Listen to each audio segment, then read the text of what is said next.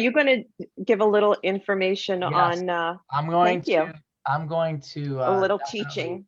talk about Hamantaschen. Oh, All I right. thought you were going to talk about Queen Esther. What does she have to do with Hamantaschen? Exactly. She actually has a lot to do with Hamantaschen, though. She has a lot. That was her. Wait, I want to know what her recipe was. I didn't say she ate Hamantaschen. I just said that she has a lot to do with Hamantaschen. All right, so I am going to formally open today's Zoom program, which, as we know, is called In the Kitchen with Benita. And today is a Purim edition. Tonight begins the holiday of Purim. And therefore, what was chosen, of course, was a Purim delight called Hamantaschen. Now, I just want to share something I thought would be of value and of interest. And that is that many of us have been taught growing up in little Hebrew schools or Jewish day schools that the reason why we eat Hamantaschen is because Haman had a three-cornered hat, and therefore we make a three-cornered pastry called Hamantash, and we eat it for that reason. Haman's the villain, of course, of the story of Purim, and Esther being and Mordechai being the heroes. So today I just want to share a little something else, and that is the tradition behind Hamantaschen has nothing to do with Haman. It has everything to do, though, with the bigger story of Purim. And the bigger story of Purim is that there was a miracle that was clothed and hidden within the natural events that happened throughout the story of Purim. And only after you take a little bit of a in-depth perspective and view of the story do you realize the hand of God within everything. Esther's name in Hebrew, many of us know, she also is known as Hadassah. But her other name was Esther. Esther means concealed. One of the things that Esther did was she constantly, or never, I should say, told the palace that she was Jewish until she actually needed to save the Jewish people. So there is this theme throughout the story of Purim that there was a concealed God within the entire story, that God was there, but we didn't necessarily see it. There was no big bang and all of a sudden the Jews were saved. There was no flood, no splitting of the sea. Those natural occurring events that when you piece them together, you realize that God was totally involved throughout the very beginning of the story. So for that reason, Jewish children dress up behind costumes, right? We're veiled. We are concealed behind the costume.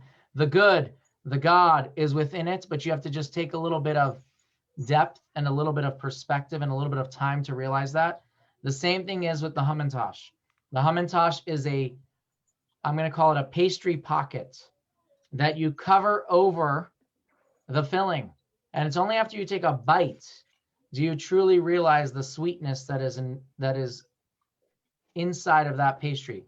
So the real name Hamantaschen, the real name for this food is Tosh is a pocket, a pastry pocket. Man is one of the most classic, I guess, in those days, fillings, which is poppy seed.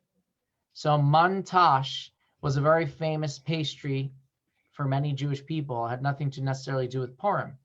We made it into a Purim dish because of its association with concealing over the tastiness, the hiddenness beyond the dough, that delicious. I like that. For people who like mun. It's not my go-to filling, but if you do like mun, you really like it. You know, it's that you took a bite out of something sweet and yum. For me, it's a little apricot or something else. But this is the idea behind Muntaschen, which for Purim we call Hamantaschen. Now, Tosh is a German word, if I understand correctly, for a pastry pocket. And that is why today we have Benita, who is going to be doing a Purim-themed pastry demonstration called Hamantaschen. So I'm going to give you the floor, Benita. Thank you. Welcome back into my kitchen. It's always so much fun. Rabbi has made available to you, I believe, I don't know in what format, but he's made available to you the 3 recipes that we're doing today. We're making Hamantaschen and 2 fillings. So one is the sweet Hamantaschen, the other is a bit of a savory Hamantaschen. And the one thing is you really can do what works for you, what flavors work for your family, anything that you like.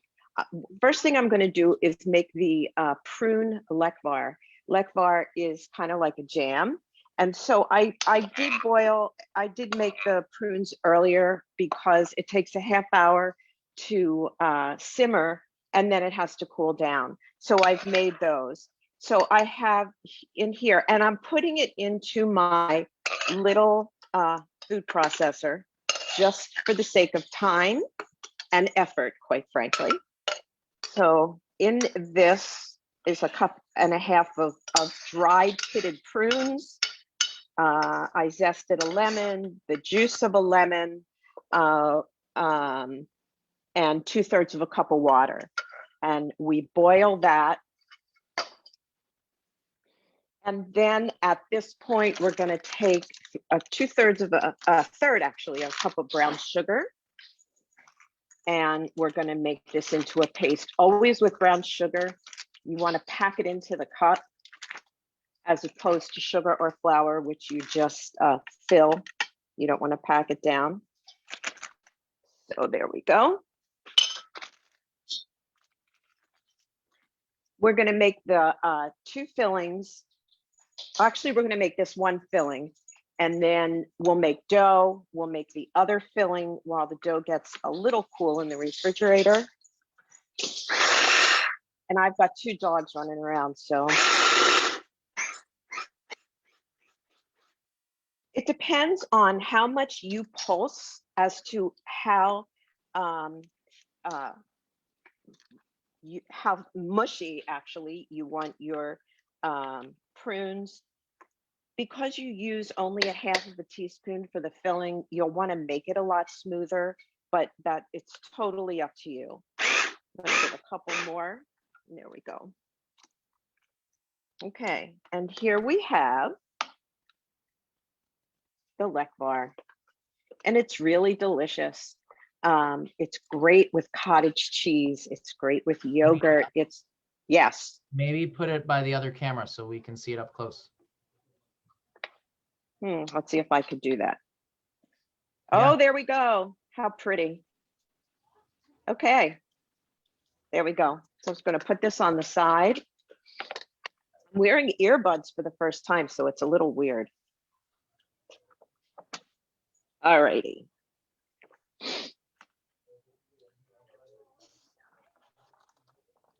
Plug in the mixer.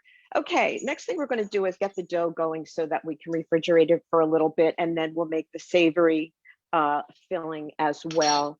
I'll tell you, I think that there has to be 10,000 Hamantaschen recipes out there. If you Google it, there's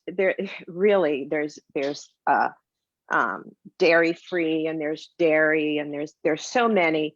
And I had 4 of my mother's recipes, and I could not remember which was the best, or which one I remember growing up with that I liked the best. And so, of course, I had to make all 4. So we've been having a lot of Hamantaschen around here all week.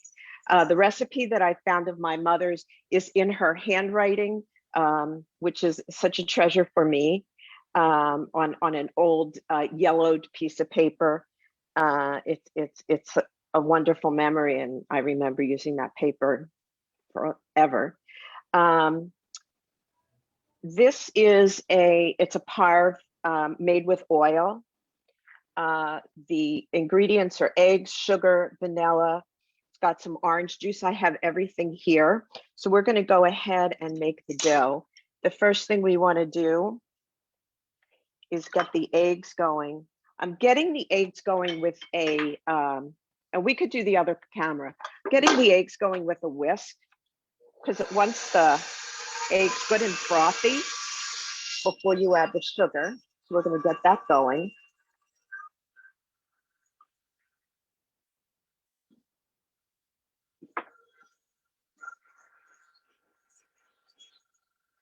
The eggs are at room temperature. I always have ingredients to bake at room temperature.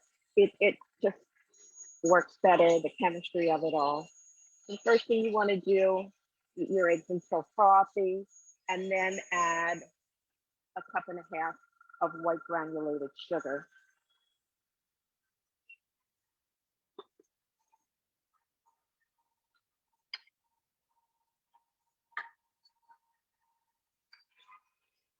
Ooh.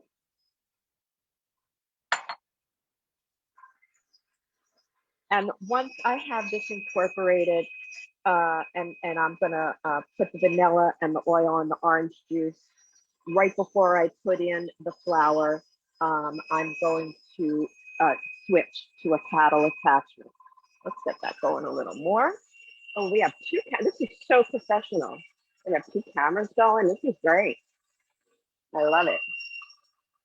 We're gonna work on the audio part.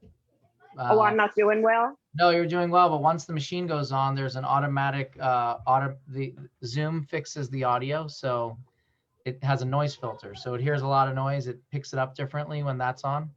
But that's fine. We know Okay. why, so it's not broken. Okay. So now we've got the eggs and the sugar that are beaten till frothy, which means till it's foamy. And then we're going to add, let's get it low. We're going to add a cup of oil.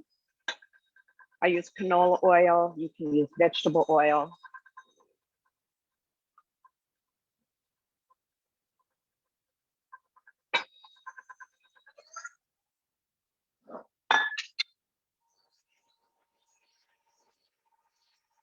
Juice from half an orange. You can also throw in some orange zest, and that'll give it a really good citrusy flavor. Then I'm going to use my vanilla paste, 2 teaspoons, which I kind of eyeball. And you'll see the thickness of it. You know what, let me get this slower.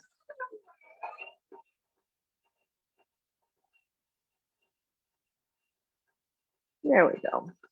And again, you're going to see the vanilla beans in the dough, and you're going to taste that really rich vanilla flavor, which is for me so wonderful.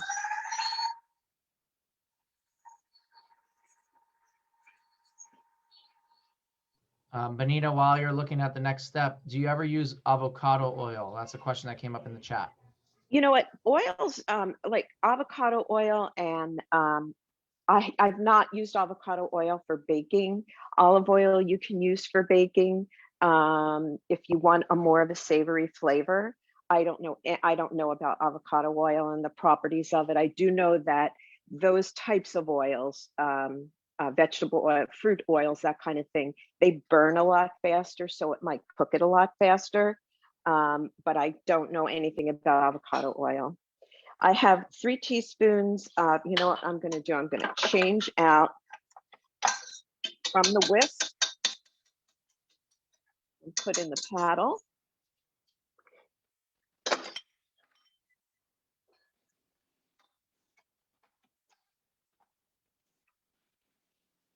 I have 3 teaspoons of baking powder. Not every Hamantaschen recipe calls for baking powder. That'll give it some more body and help it rise a little bit. And then this recipe calls for 5 cups of flour, perhaps 5 1/2. I have the extra half over here. Keep it separate. It may not even take the entire 5, but you want to, after you do the 5, you don't want your dough to look too dry, and you of course don't want it too sticky. And so we'll take a look at the consistency when it's right. But always, when you start adding a little more, add it a tablespoon at a time. Don't dump it in. You can't take it back out. You can always add in. So we're going to put this on stir. We're going to start getting, gradually add it.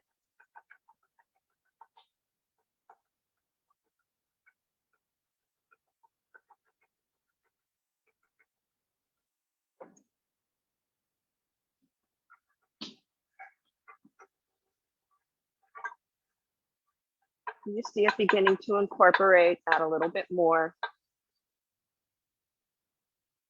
You don't want to overwork a cookie dough because you still want it to rise and remain kind of flaky.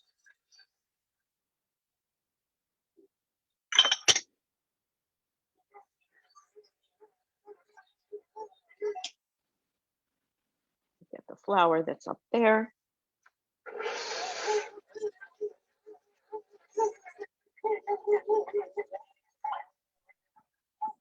Can you see the dough coming together really nicely? I could see a little bit of sticky spots. I'm going to put a little bit more flour in, just maybe a tablespoon.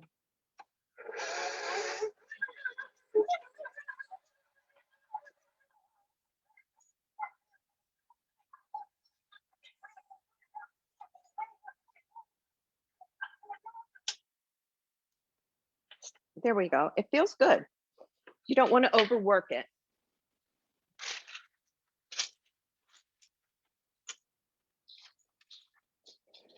So I'll get my mat.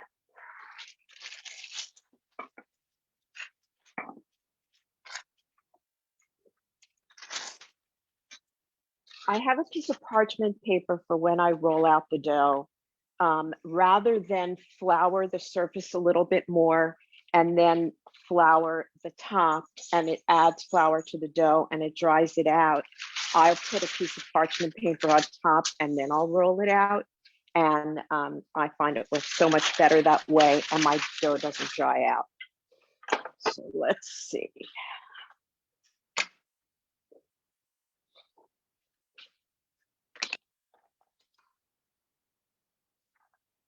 We are going to want to refrigerate it a little bit just to bring it together.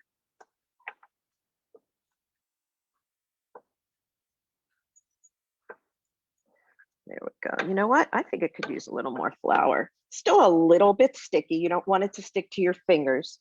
So let's put in a little bit more flour and mix it up a little more. If anybody has any questions as we're going along. I can't see the chat, so I know if you could raise your hand or put a question in the chat. Oh, and no questions in the chat yet, but anyone who has a question can also unmute and just ask, since you hear it in your ear really easily, really well. Yeah, oh, that's true.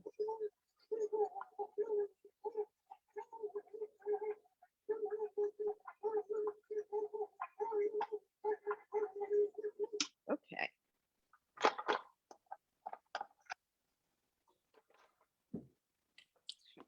Go. About how many Hamantaschen will this recipe make? It will make probably 3 to 4 dozen. And it depends on the size that you're going to make them.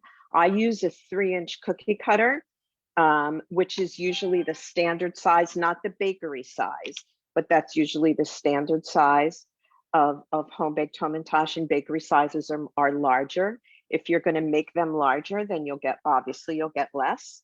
But it'll make about 3 to 4 dozen.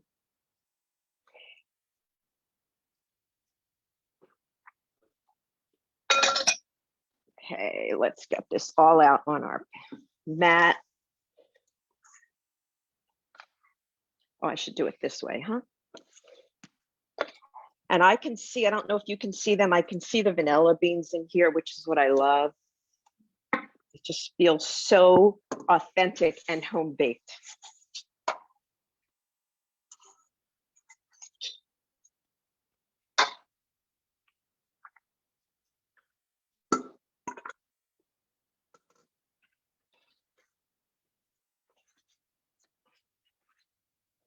Now, I don't know if you could, I'm a fiend for kitchen gadgets.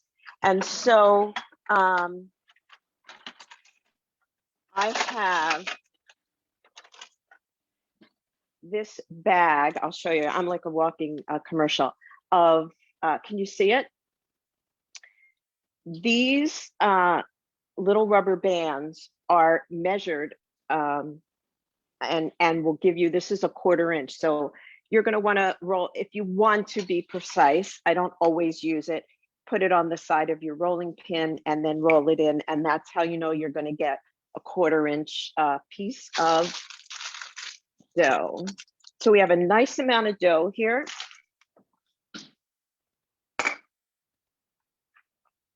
Benita, while you're rolling, someone asked, where do you get vanilla paste? You can get it at, well, you can get it, Michael's is a great place to get it. You can get it at, there's a place on Indian School on 28th Street, ABC Baking. They sell it at all of the cooking stores, Williams Sonoma, Sur La Table. I'm sure it's up at Sweet Basil in Scottsdale. So any of those. I'm gonna roll out my dough.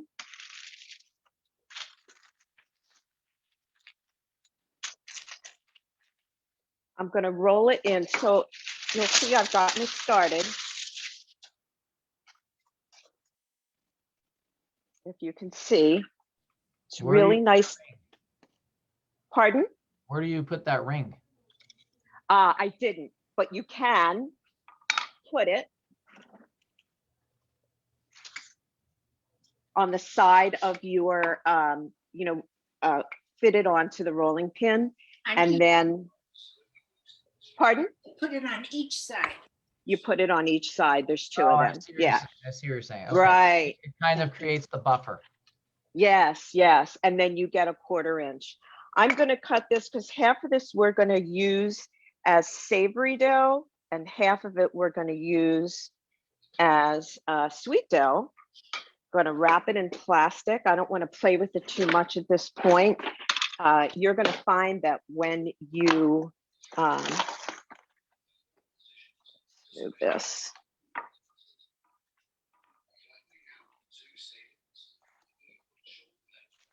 There we go. Pick up this piece of dough. I like to flatten it out a little bit just so that it's easier to work with once I get it out of the refrigerator. Wrap it in plastic. I'll flatten it out a little bit more.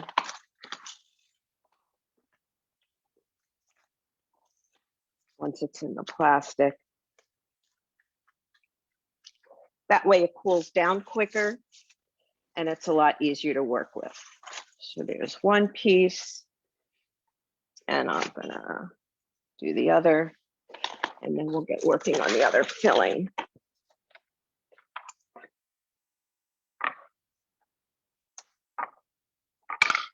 It's really nice dough.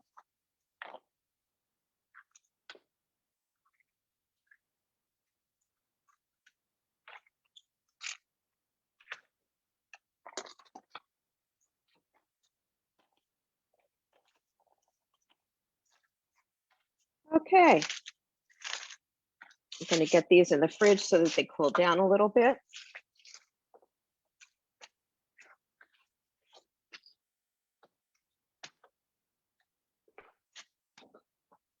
I need a sous chef.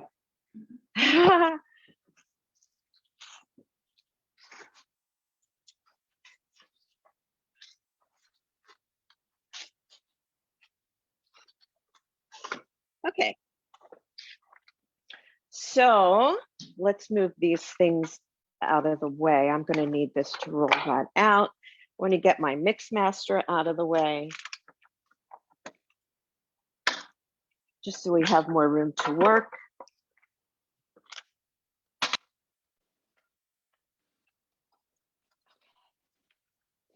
All righty. Now, did you already tell us what the sweet and savory filling is, or that we didn't do? No, that's what we're getting. So the prune is the sweet filling that I'm using today. Right now, I'm going to make the savory filling. So give me a sec. My hands off. Okay, you know what? You can make any filling that you like. I chose goat cheese. I have fresh basil. I also have fresh mint. So I'm going to open the goat cheese. It's all I'm going to do. And I made this up. You can make up anything you like. Be as creative as you like. I just think that I have actually made savory Hamantaschen for hors d'oeuvres when it's not Purim, because I think it's a really nice little bite. And I use a smaller cookie cutter. So there we go. We have a package of goat cheese. I'm going to use some mint. So when you slice it, when you chop up your mint, usually they're, if the leaves were a little bit bigger, there's a process, there's a way to cut herbs called chiffonade. I don't know if you're familiar with that, but I'm hoping we're going to put this on the other camera just so you get an idea.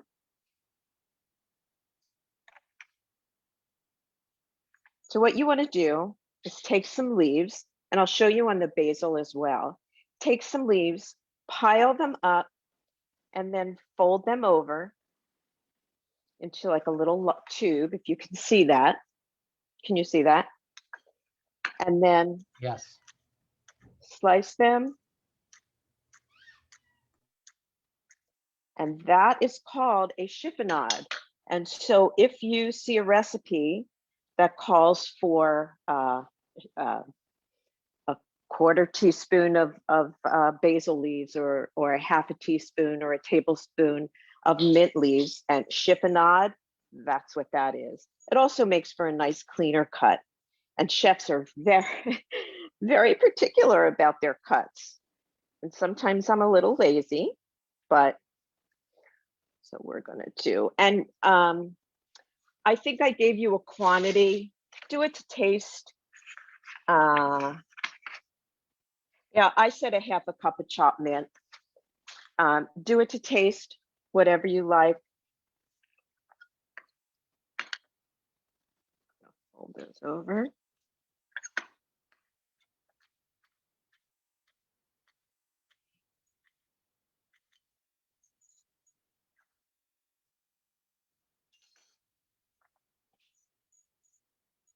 I didn't keep, oh, I also want to show you, I have a couple of different ones, and I had emailed a recipe to Rabbi, and if you want a copy of this particular recipe that I'm going to show you in a second, please let him know, and he's happy to share it with you. I'll show you some of the hamantaschen that I've already made. Here's a good picture of them. So this is the recipe that we're making today. So this is what your dough in a perfect world will look like. The middle one, I saw a recipe. There's a new culinary institute that is, there we go. I'm trying to get this. Oh my goodness, there you go. There's a new culinary institute that is JNF, Jewish National Fund, is responsible for building and funding in the Galilee in Israel. About a year or two ago, there was a dinner that I had gone to that the chef who's going to be running the school was introducing the idea of the Culinary Institute. And he had posted on Facebook a recipe for Hamantaschen, which is what these middle ones are. And so it's really interesting flavor. The dough is made with sesame seeds, and it's more of a savory dough. It's not particularly sweet, and it's a very, very subtle flavor. It's really, really delicious. So the middle, it's made with sumac and roasted sesame seeds. The inside is the poppy seed or the mun, along with tahini and halva. And it's really delicious. It might be an acquired taste. You have to like halva, but I think it's a great recipe. These are a dairy recipe. So that dough is made with cream cheese, butter, just a drop of sugar, and flour. So if you want, oh, and the sugar that's in the Hamantaschen is made with powdered sugar rather than granulated sugar. So it's a really, really nice dough. So if you want those recipes, I can make available the dairy recipe, and Rabbi Levi has the Hamantaschen. So here we go. And you can use any soft cheese that you like, any meltable cheese that you like. I've been seeing, I'm on a Facebook group called Holler for Holla, Holla for Holla. And they have been making the most amazing different Hamantaschen. So this is all you want to do. Any kind of soft cheese will work. Any kind of herb will work. I've also, I'm going to use a drop of salt and a little bit of pepper just to give it some flavor. And we're also, once the dough is ready, we're also going to flavor the dough a little bit to make it a little more savory, just so that you get that true savory feel and not have it confused with a sweet Hamantaschen. So there we go. And that's just goat cheese, salt, and pepper. You can put any seasoning in there that you like, any cheese that you like. Let's move these out of the way. And we'll move this out of the way.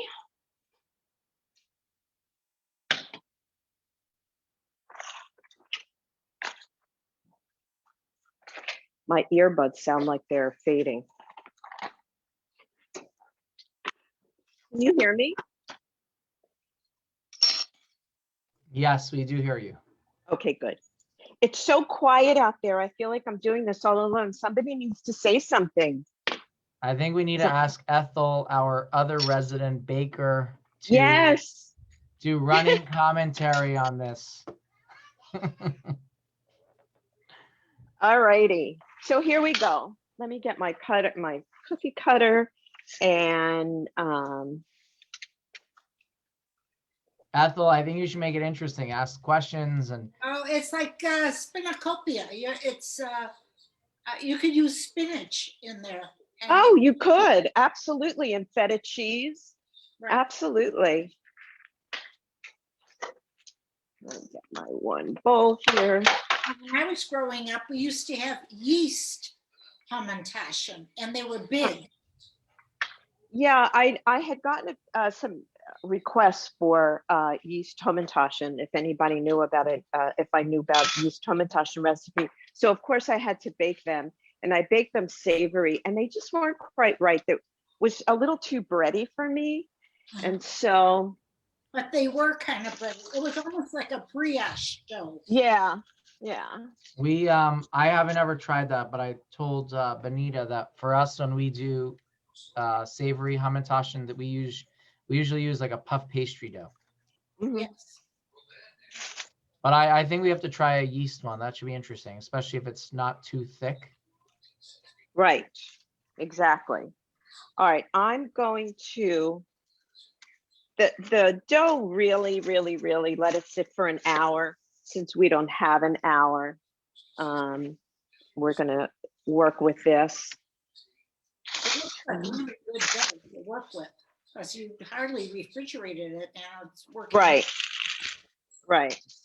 It just will be a little bit easier to roll out, especially if the dairy ones, when you refrigerate them, get really hard. And so you kind of have to work it a little bit more.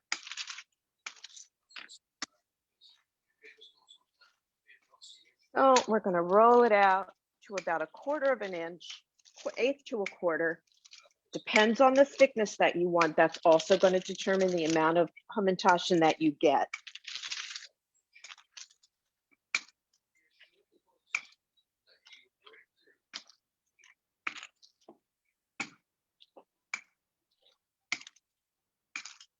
Okay.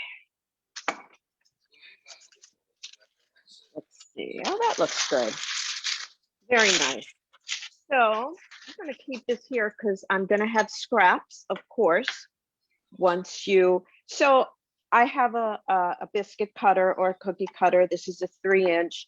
If you dip it in flour, it will just be a lot easier to cut your circles. Everybody's got their own technique as to how and when they fill.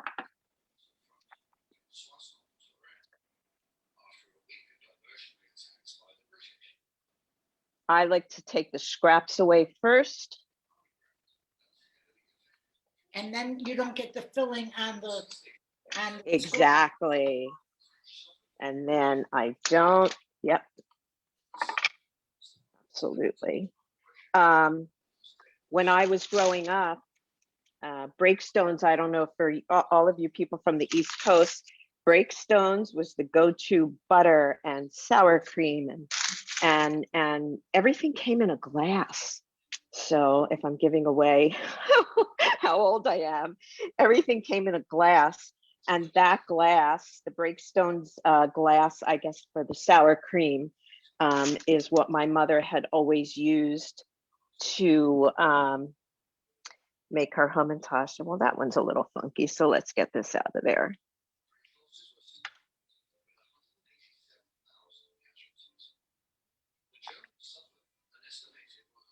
And you're just going to roll that up and roll it back into a ball and then flatten it out again and use it until you're tired of folding Hamantaschen. So here we go. Pardon? You got more scrap in it. Yeah, I know, I'll get them. My 2 spoons, half a teaspoon of filling. The biggest mistake you can make with Hamantaschen is to overfill them and then they overrun. And then you say, oh, my Hamantaschen didn't turn out. And so the easiest way to not have that happen is use a half a teaspoon, dollop right in the middle.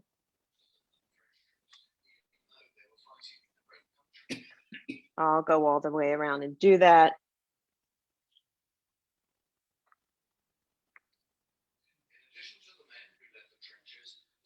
I do like the poppy seed, the mun, but my family doesn't, so I don't make it because otherwise I'd be the only one eating them. My mother always used Musselman's cherries. You can make your own. I'm a big fan of making all my own ingredients. Not really a prepared food or canned person. So the next trick.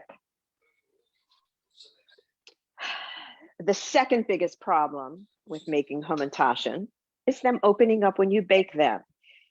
They sometimes will open and they sometimes will not. But the foolproof method to make sure they do not is an egg white. Some people will bake it, will beat it. I just use an egg white and I use my finger. I hope nobody's insulted, but I use my finger, just go around the edge. You're a little bit wet. And this is your glue, it's your edible glue.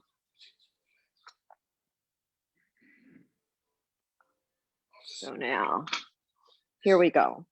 I'm trying to get, if you can see, I'm going to do one corner first and then turn it around.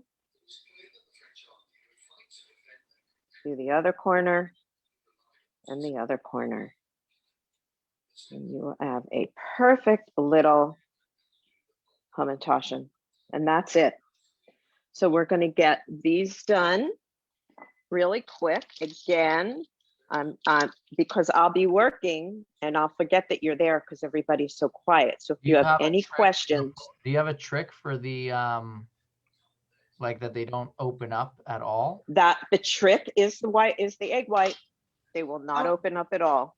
Also, if you refrigerate them a little while before you bake them, it seems that they hold their shape a little better. They do, although I didn't have success with that because the there's a recipe, I forget, I'm telling you, I've been making Hamantaschen like crazy. By the way, I'm a witness. One of the Zooms that we had, I think 2 weeks ago, Pinky was holding a bag. I'm like, what is that? It was one of the trial runs. I think it's a lot of us on. Yes. So there's one recipe that wanted you to freeze them. Well, I don't think freezing, I don't know. And before you bake them, and that didn't work. And then I did refrigerate. And I'm telling you, it sometimes works and sometimes doesn't. And so the only way that I know that I will not have a failure, and they taste just the same, but you want them to look beautiful. And so the only way I know that I will not have a failure is if I use egg white. It acts Now, as what a little about bit the of glue. amount of filling? Half a teaspoon. And you found that never overflows? Nope. Because, by the way, I made Hamantaschen like twice in my life. And I'm still traumatized. So Why? what was, yes, Well, why?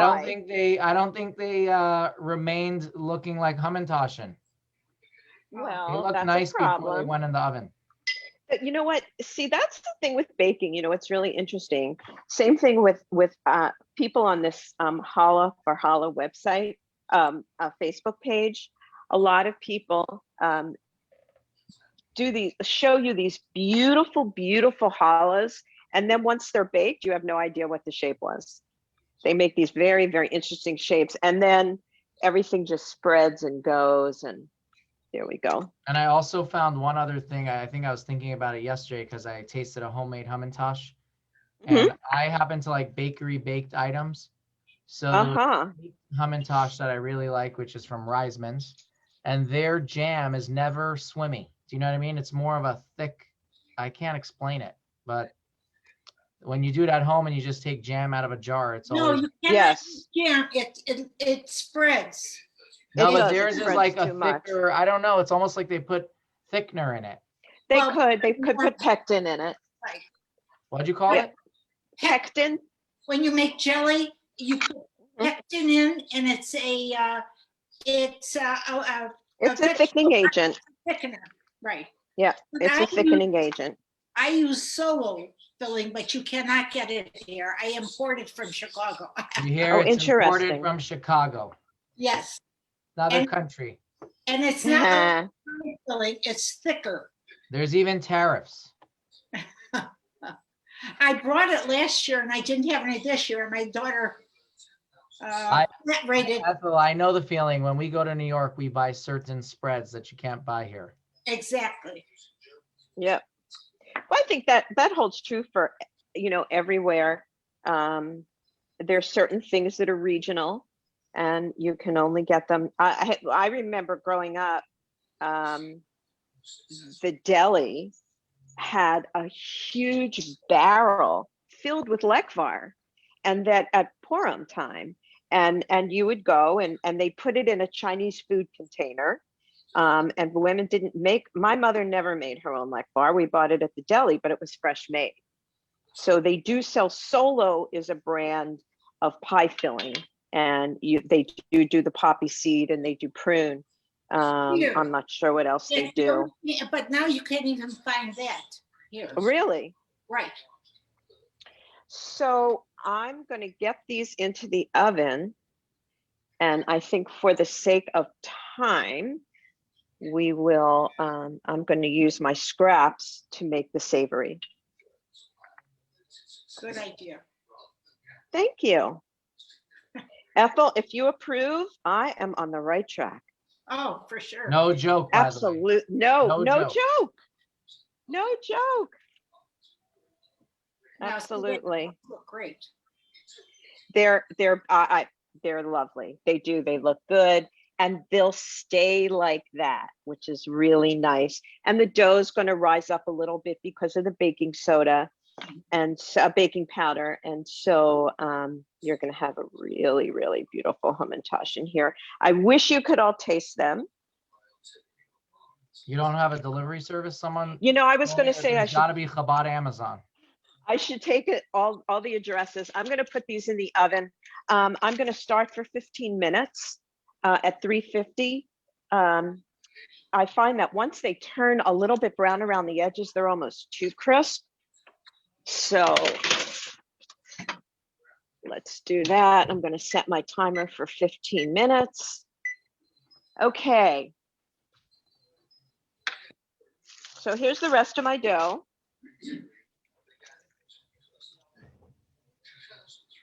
Now, in order to make this dough savory, it's not a big trick.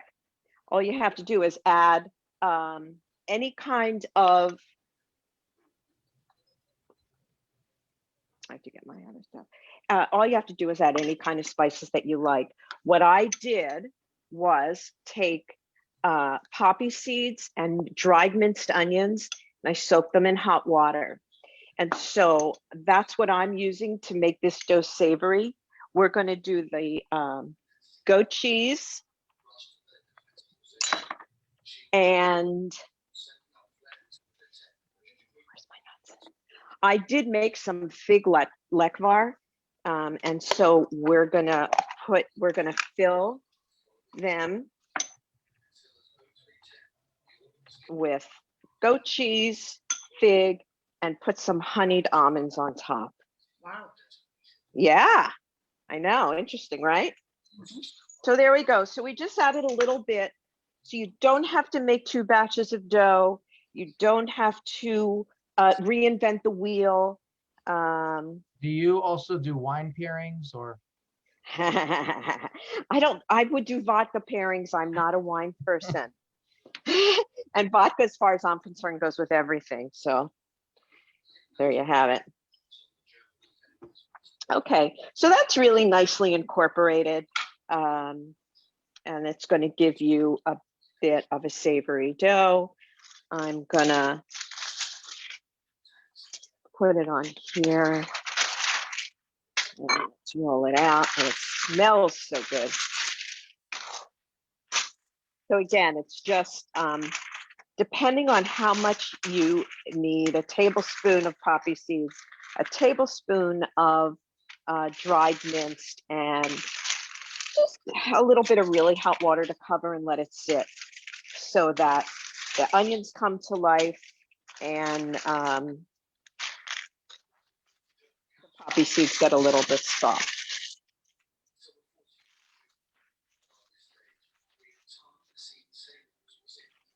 I have another pan already. Let me get that.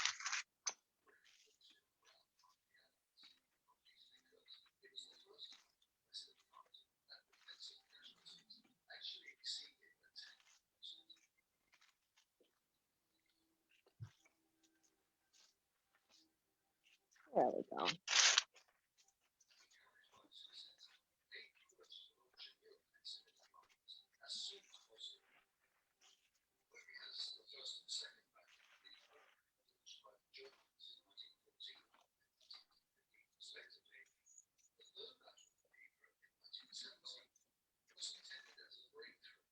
Teaspoons. Okay, we'll dip that in there.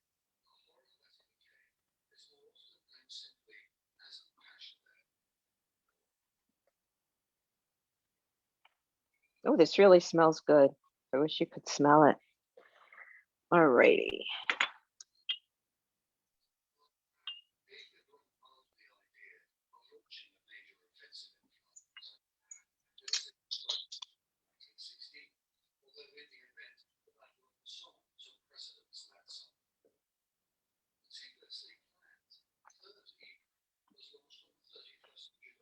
Okay, so we're gonna put a drop of the fig in there. I think fig and goat cheese, and the goat cheese has some mint. So we're gonna have maybe 1/4 of a teaspoon because you don't want to put too much filling and lose it all.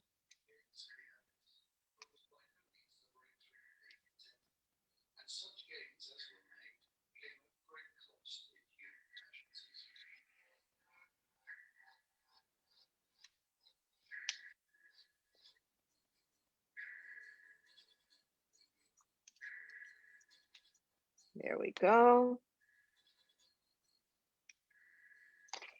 And then a little bit of cheese. Spoons.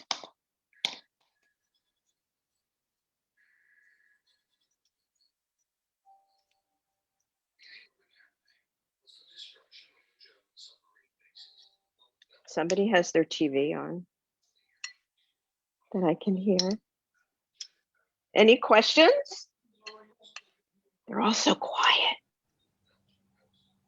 Benita, you put a jam underneath, or was, I'm sorry, I didn't hear that. what did you put underneath the Fig. these?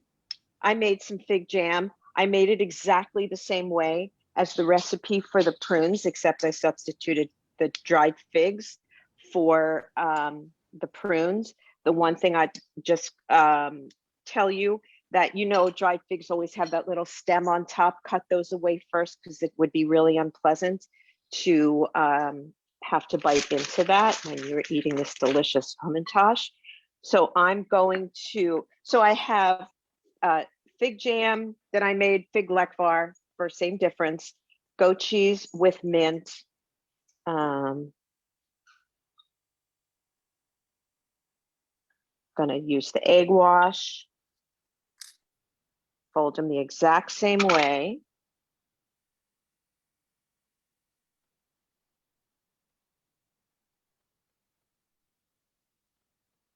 Benita, And then, yep.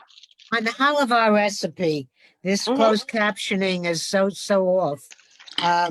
Did you say sumac with the I did. Yep. sumac? Isn't that Sumac. poisonous? No. Let me see it. Let me find it. No.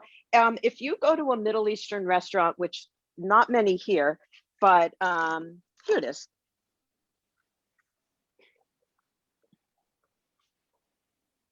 Thank you. I really You're thought that welcome. was poisonous. Okay. No, here, I'll put it here. There we go. Sumac. Thank you. Sumac.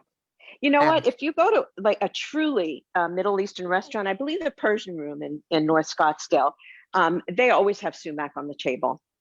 Always. And they It's have a a store. I have never been in it, but they're the Caspian right next door. Yes. Uh-huh. They may have it. Thank you. Where I do my shopping for all Middle Eastern products is Baez Market. There are two of them. One's at 20th Street and Roosevelt, and the other one, I believe, is 29th Avenue and Glendale. I think it's Glendale. And it's Baez, B-A-I-Z, I think it's spelled. Anyway, they're just amazing. It's a halal market, and it's just very interesting. And they have every single thing you need. I'm using Trader Joe's sliced honey roasted almonds. Just put a few on top.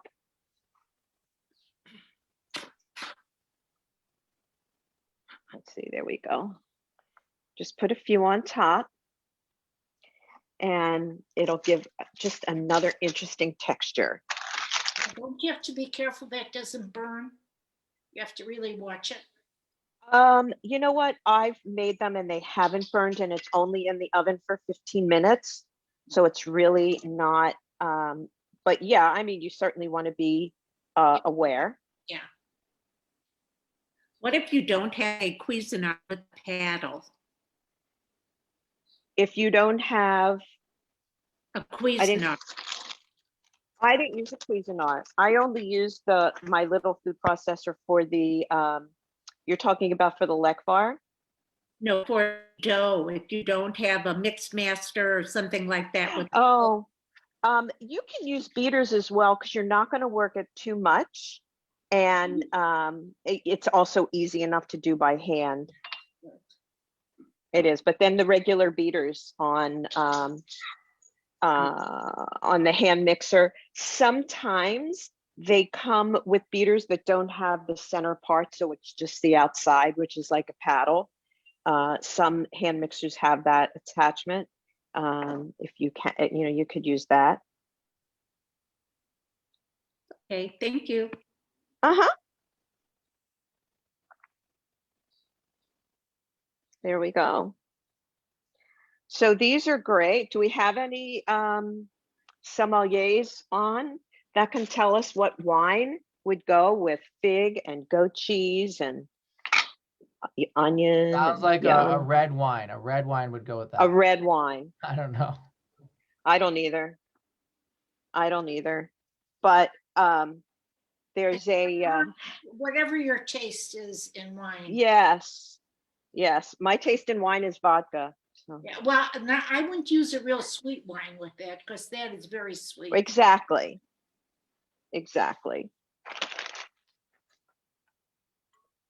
The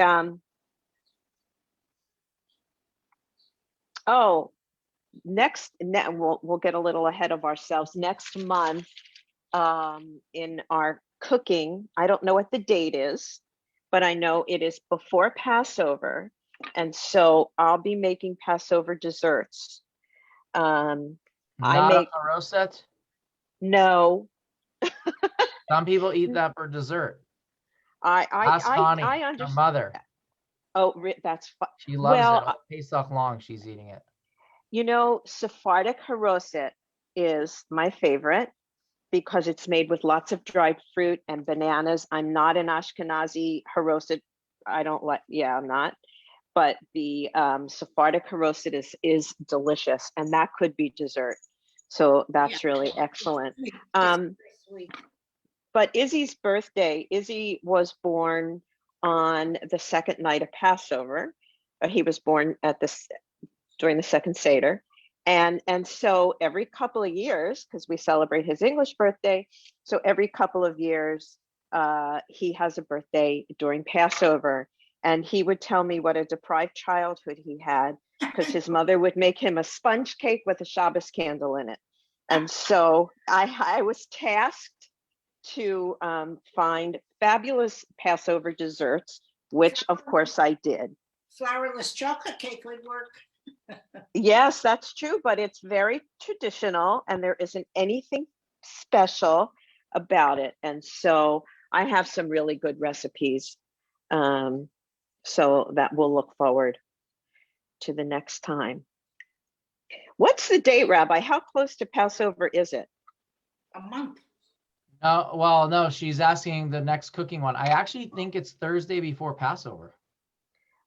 Oh, and Passover It's Friday night. I think it's the 25th, Right. and well, Passover I think is Saturday night. I think I can you hear Give me me? a second. I'm going to grab my calendar. It's on the other side of my table. My earbuds went out. Okay, wait a second.